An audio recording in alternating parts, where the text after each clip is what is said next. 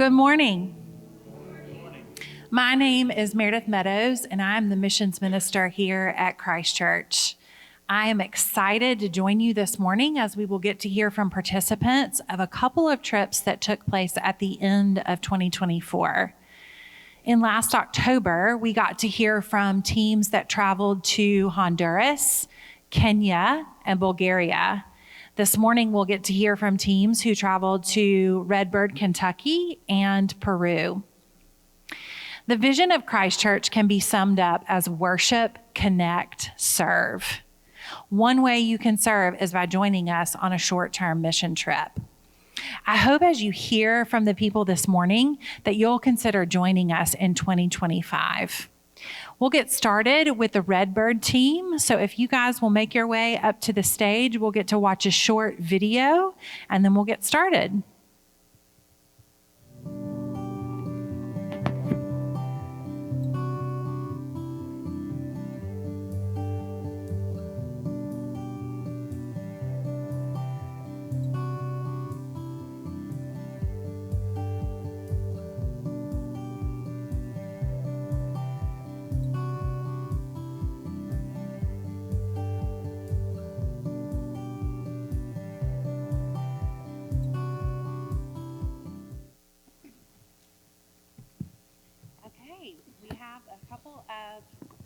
We have a couple of people from our Red Bird team up here on the stage.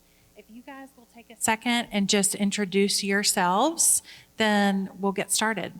I'm David Allen. I'm Beverly Lisenby. I'm Jim Hilgers. Okay, so we'll get started with David. The question I want to ask you, David, is what exactly did you do on your trip? As I've thought about this trip and the people that I was involved with, I kind of term this a jack of all trades trip. If you can do anything positive, if you can do something with nothing, if you can keep up with your own hammer and your own pencil, if you can get paint on the board instead of on your clothes, you can participate in this trip. It's a great trip, and I have thought since the first service when we spoke that it's interesting.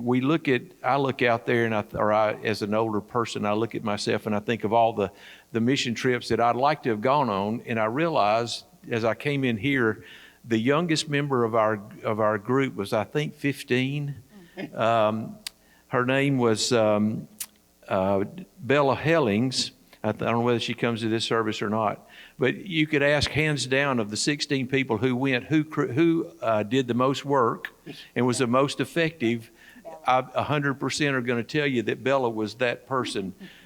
She was incredible. But I will say Red Bird is a community that's located in southeast Kentucky, just above the Cumberland Gap. Red Bird community has been affected over the years by the loss of jobs due to minimizing the need for coal. So unemployment is a major factor in the poverty and need in this area. Mostly manufactured homes that have gone in disrepair.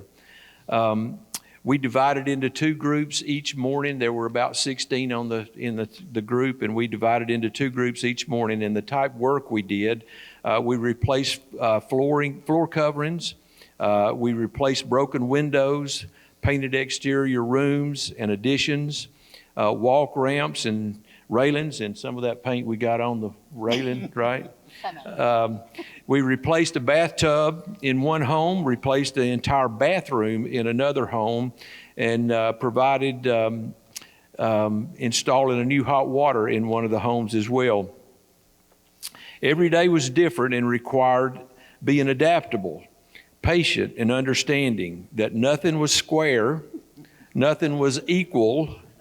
Actually, we needed to have a jack of all trades pretty much in every situation we were in. Something meaningful, of the 16 members of this team, there were only 2 that I knew when I signed on to this. And now I can tell you I have 16 really good friends. and I know what they can do, and I know what they can't do. So I would encourage you, regardless of whatever your age is, if you look up here and say, well, it's a bunch of old folks that go, and for the most part we were, but Bella can tell you that she was really the most effective of the bunch. But if you can make something out of nothing, if you can keep up with your hammer and your pencil, and you're willing to take instructions and be patient, I think you would enjoy this trip. I'm not a jack of all trades, but I had a really good time, and I think I'll be going back. And I'd encourage you, even regardless of your age and ability, to go. And I learned more than I gave, I promise you. Thank you, David. Beverly, what would you say was most impactful to you on this trip? Okay. To me, I enjoyed the meeting of the people and, of course, the working, but I've been on a few mission trips where you couldn't speak their language, which is sometimes hard even though you've got interpreters. On this trip, we could talk one-on-one with the people we were working with, and that was a big blessing to me because you learned about them, you learned where they'd been and what they're going through, and you could see in their eyes how happy and exciting they were when they could see you working and they would see what was happening.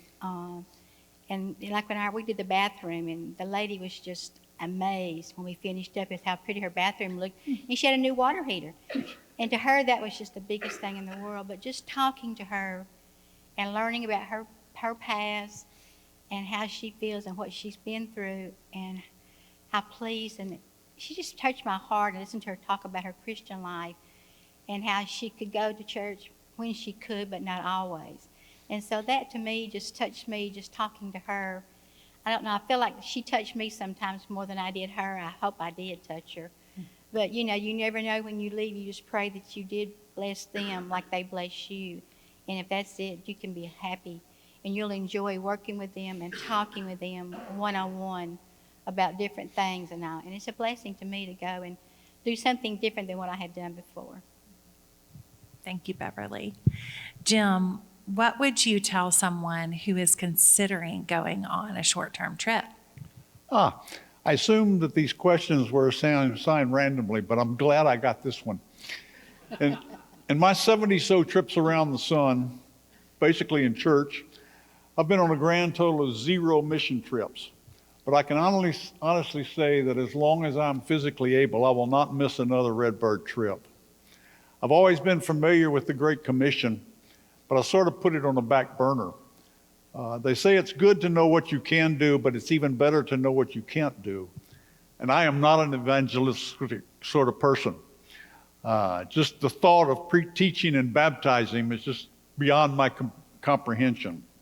So what we do is we look for ways that we can use the gifts that we have and use them to spread the word. I used to think I could slide by just saying prayers and sending money to people that were actually going out to work. But we did find a few ways we could serve. Carolyn, my wife, worked with the Well House women in coordinating their lunches, and I worked with the men's group on Fridays rebuilding houses in Eastlake. Then the Well House women went to another church, and the Eastlake folks decided that having a bunch of old men work 1 day a week was not the most expeditious way to refurbish houses. So for the first time in my life, I was fired from a job that they weren't paying me. That left an empty spot in our religious life. Just as nature abhors a vacuum, so does Carolyn. And she zeroed in on Red Bird. If you find yourself in a similar position, I would urge you to consider Red Bird. First of all, to get to the Red Bird mission, you gas up your car and you drive to Kentucky. You don't have to spend $5,000 or $10,000 on an airline ticket. You don't have to stand in lines at airports. You don't have to eat airline food. And I found that you can respond to the Great Commission not just by teaching and baptism, but also by just reflecting the love of Jesus. We were able to do that at Red Bird. I discovered 3 important things on my trip. The first is that there is another world back in the hollers. We were actually 100 miles from Loretta Lynn's birthplace in Hickory Holler. And it's a different sort of world, not better or worse, it's just different. You go back in those hollers, as they call them, which are really valleys in the mountains. And like the lady that we were working on, she gets out maybe once a month to go get groceries. And the rest of the time she's in her house. And so it's sort of isolated, but it's still a sense of community there. And then there's, as David mentioned, there's a real bond that develops between the team members. And it was almost like families. You know, you sleep together. Well, women in one place, men in another. But you eat together, you clean the place. It's really a bonding sort of thing. And then there's a reciprocal love between us and the family we're working with. The first day we were there, the lady basically stayed in her bedroom and we worked. And the next day she came out. The third day she was talking to us, and at the end she was laughing and joking around with us. I think she said that she didn't have any work to be done the next time, but she wanted the comedy team back.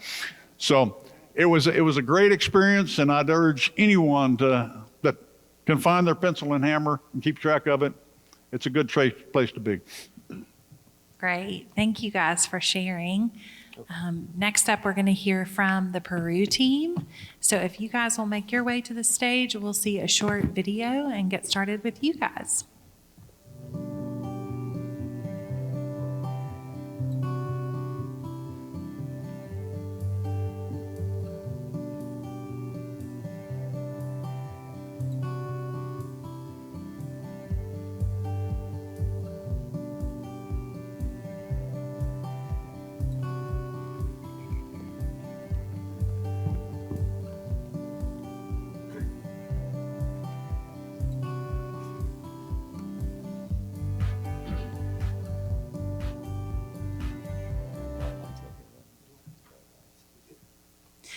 Okay, now I'm joined by participants of the Peru trip. If you guys will take a second to introduce yourselves.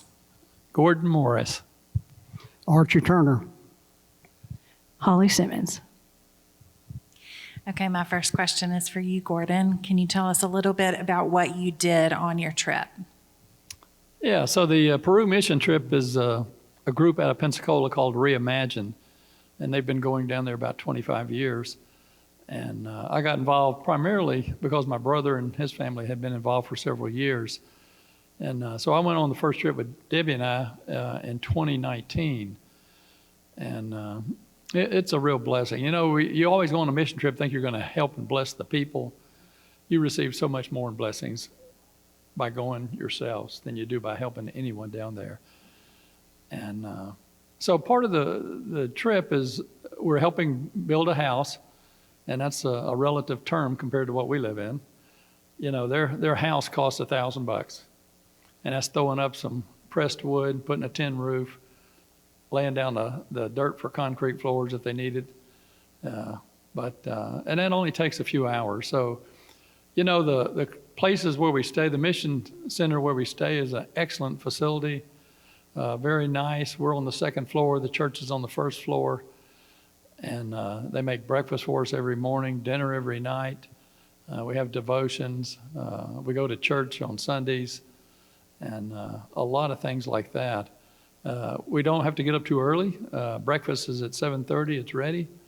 We get on the bus at 9 o'clock to go to the facility, the place where we'll be working.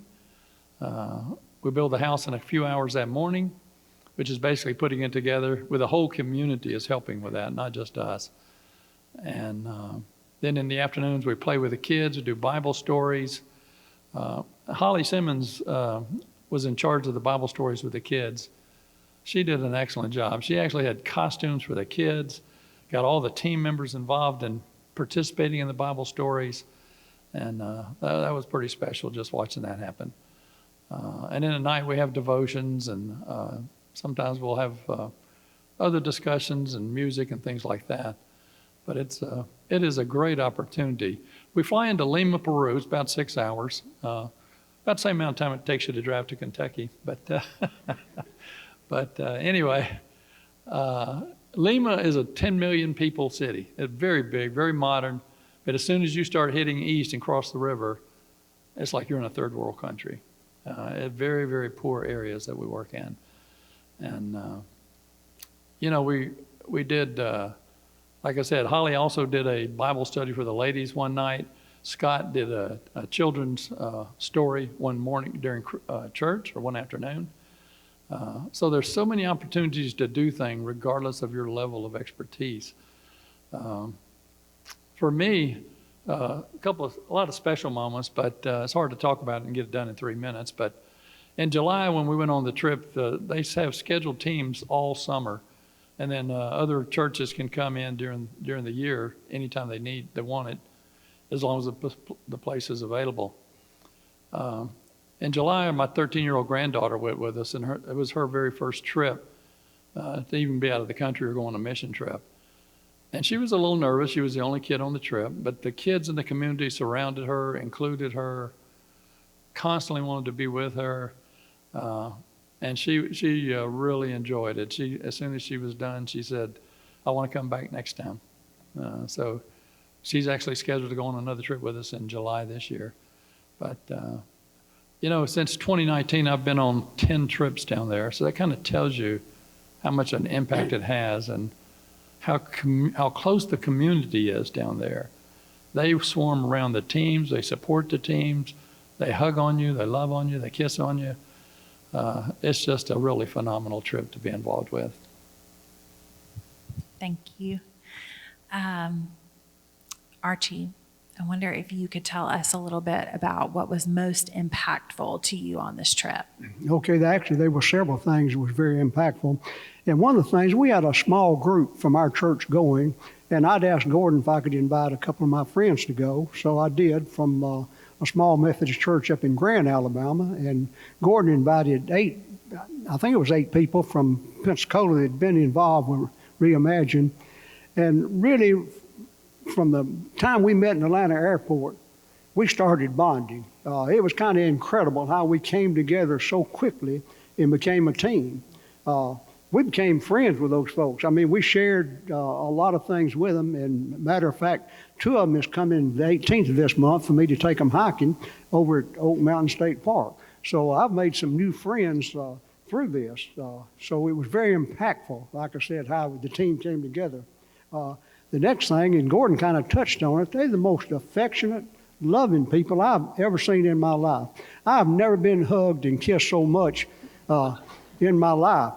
That's why one of the reasons I'm going back. But another thing is one of the few times I felt tall over there. I was taller than most everybody I met, so that was an unusual experience for me. So I did enjoy that.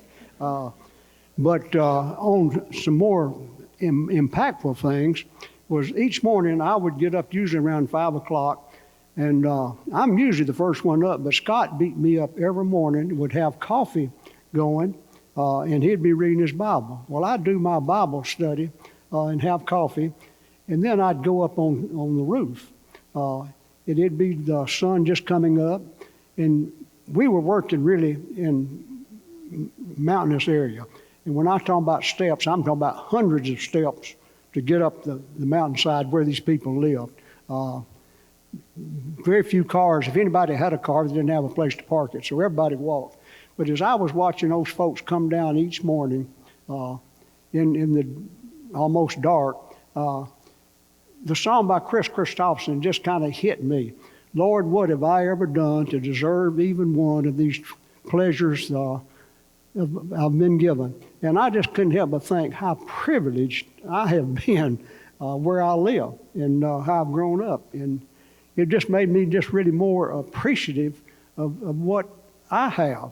And another thing, I'm pretty much a performance type guy. When we've got a job to do, man, I want to get through with it and let's get on. If we can build one house, man, we can build two in this. But then each day at dinner, we would come back and go and meet with the kids that have the Bible studies and the skits. And I was sitting with one of the gentlemen from Pensacola. We were sitting on the steps. One young girl come up to him, and this is Jimmy's 8th trip to go there. So she knew him from previous trips. And so she come up and talked to him for a good while. And then she looked up at him and said, Mr. Jimmy, you coming back next year? And I realized then, it's about relationships. It's not just about going over in work and performance. It's relationships where you do build rapport with these people. Thank you, Archie. Holly, I wonder if you could share a little bit with us about what would you tell someone who is considering going on a short-term trip? Yeah, I'd be happy to. I mean, first, before I get into that, just watching the video again, I can't wait for September when our team from Christ Church is going again, because it's just so awesome, and you just relive everything that you just did. And another thing, since we did do this in the first service, I got to tell you, Archie, I haven't been able to get that song out of my head. In fact, I was afraid y'all may hear me singing it some morning from up there. Yeah, it's a great song if you don't know it, but yeah, up on that rooftop of the mission center is just heaven, and just watching. But anyway, yeah, what I would really have several things to say to someone who's considering going on a short-term missions trip. Just know that God is speaking into your heart and into your life. He's doing a new thing in your heart, and the reason why you're interested and curious about it is you're responding to that.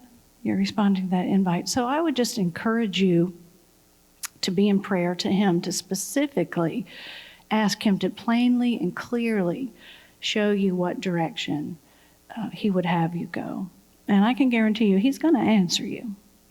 He's going to answer you because He wants you to join Him on mission and to get to know His heart, and to get to know His heart for people from all over the world. So be in prayer and seek His direction and counsel. And as you do, I would encourage you to do a little research, contact the church, talk with Meredith about all the different and many missions opportunities and trips that are available through Christ Church. She can give you all the information you need and get you contact information for team leaders. While you're praying and researching, of course, I would think that your heart will probably be turned toward a trip, maybe more than one. And just tell you to get in touch with that team leader. If it's Red Bird, if it's Peru, if it's Kenya, anything that's stirring your heart, that God's stirring your heart for, get in touch with that team leader and ask the questions. Learn all you can about that. You'll want to know not just the logistics, but you'll want to know what your days will be like. You'll want to know what kind of works you'll be doing. Are they works of piety? Are they mercy? Are they both? What can you expect in your day-to-day life there? What are the people like? What is the culture like? I personally think that a mission team is not just a random collection of people who just sign up to go. I believe that God hand selects and chooses each person for each team for His specific purpose and time. And I'm not surprised by that because I just heard my friend Archie say that when we met in the airport, we were already a family. God had already done that before. So it's not a coincidence, it's a God incident. The final thing I'd maybe say to someone who's considering going is this. There are two essential components to any trip, and that's the going and the sending. And so if you're someone who would love to go, but maybe due to a personal circumstance you can't, just please know how very, very vital your prayerful support is. Because I think I speak for every single person who's ever been on a mission team. What a gift and a blessing it is to have some people back home keeping those home fires burning and just lifting you up in prayer. It brings a great comfort, encouragement, a confidence, a peace and strength to know that as your team's out there serving on the field, you've got a team of prayer partners back home lifting you up. So when you're thinking about missions, pray and seek God's direction. Do a little research. Ask Him to break your heart for the things that break His, and then put your yes on the table. Thank you. Thank you. Thank you all for sharing.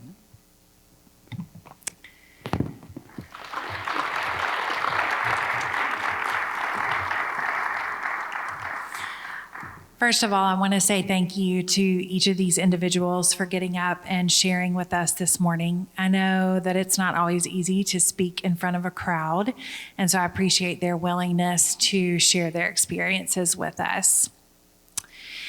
This morning, you got to hear from two different trips, and like Scott said, these are both great first-time trips. I loved just hearing about Red Bird, how we had someone 15 years old that was able to be a part of the trip and participate all the way up into their 70s. And just how there was something for everyone to do and a way for each person to participate. I hope you feel encouraged to consider joining us for one of our trips in 2025. They're listed on the screen behind me. If you're interested in getting some more information, after the service, I will be in the lobby. There will be some sign-up sheets, and you can write down your name, your phone number, and your email address, and then I will be in touch with you shortly. It's not committing to go on a trip or saying that you're definitely going to do this. It's just saying I would love to get some more information. So like Holly said, there's going and there's also sending. So one way that you can also be a part of missions here at Christ Church is through sending and praying.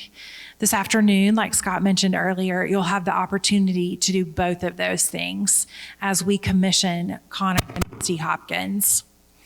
That will take place at 2 p.m. in the sanctuary with a reception to follow. In the lobby this morning, there's a table where you can leave them a word of encouragement, a prayer, a scripture, and we'll give those to them to be of encouragement to them as they prepare to leave. Another way that you can be involved in missions here is by taking the perspectives class. So over the past several weeks, you've heard from different people who took the course previously and what their experiences were. I myself took the course in 2016, and it was a huge impact for me spending 6 years on the mission field. I encourage anyone who's interested to come get more information in the lobby after the service. The course will take place on Tuesday nights from 6 to 9 p.m., starting on January the 14th. The course is $275, which I know is a lot of money.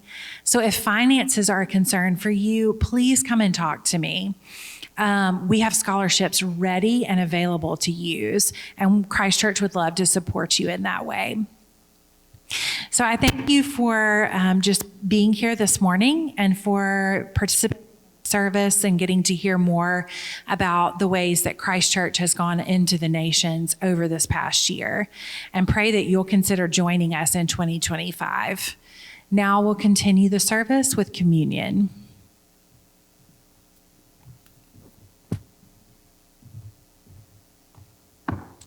Thank you, Meredith, and thanks to everyone who has been on one of those trips or went on a trip in 2024, and especially thank you to everybody who came up and testified this morning, shared their experience, and commended the mission trip. The reason we take a couple of Sundays each year to let you hear from people who are going on domestic and international mission trips is because it is a crucial, and I emphasize the word crucial, reminder that the Great Commission has not been entrusted to the clergy alone, nor has it been entrusted to the church staff alone, or even to elected lay leaders alone. The Great Commission has been entrusted to the church, to all of us together. And we want to embody that and commend it, because this is the one thing we have to do, friends. It is the one thing we have to do, is to carry the good news of the perfect love of the Lord Jesus Christ to our neighbors and the nations. This is the purpose of our discipleship path. We want people to show up. We want them to become worshipers of God. We want them to connect deeply with other worshipers and disciples. And then we want to see them deployed in obedience to Jesus, whether it's across town or across borders. This is the one thing we have to do. And so it's really important for the congregation to hear from members of the congregation about how eager they are to get back out there. That's one of my favorite things to hear as a pastor of a local church. Members of the congregation saying they can't wait for the next opportunity to get back on the mission field. We work hard to choose short-term trips that have long-term impacts. You may have noticed that we don't just go on random various one-time trips every year. We pick a place, often with one of our global ministry partners, and go back again and again and again and again, so that everything that's invested in that can bear fruit over the long term. And if you find yourself going to Peru 10 times or 20 times or annually for 25 years, you'll probably learn a few words in the local language. You'll definitely make some lifelong friends. And you'll have the opportunity to focus your prayers not on a theory of missions, but on real, concrete, local names, faces, and places. Brothers and sisters, that's what church is about. And I am excited about what's going to happen in 2025. You heard Jim say, if you haven't done it before, even if you're in your 70s, now's the time. Now's the time, friends. Let's get on the mission field and honor Christ as we embrace his great commission. Let's take a moment now and prepare our hearts to celebrate the Lord's Supper.